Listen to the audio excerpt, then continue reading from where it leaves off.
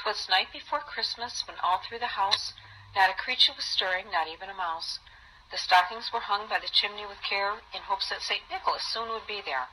The children were nestled all snug in their beds, while visions of sugar plums danced in their heads. And Mamma in her kerchief and I in my cap had just settled down for a long winter's nap.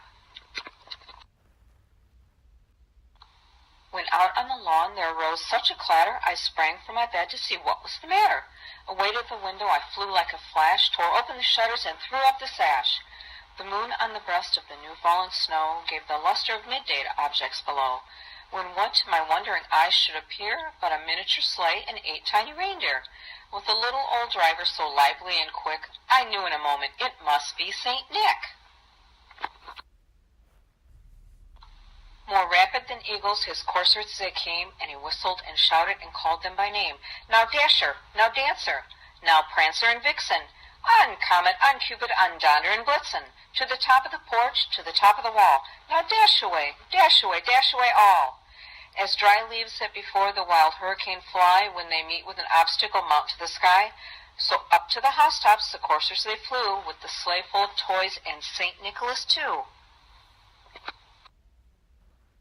And then in a twinkling I heard on the roof the prancing and pawing of each little hoof. As I drew up my head and was turning around, down the chimney St. Nicholas came with a bound.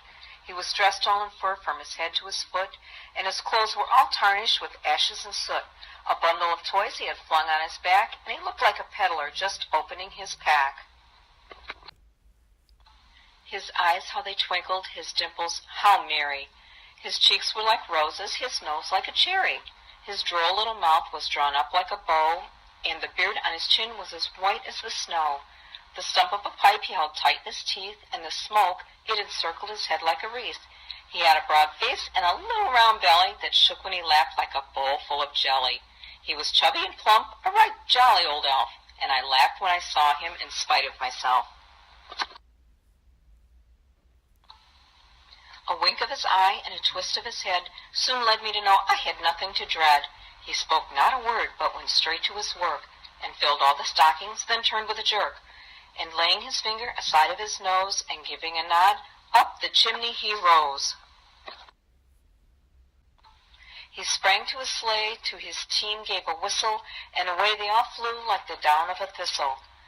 But I heard him exclaim as he drove out of sight, Merry Christmas to all, and to all a good night.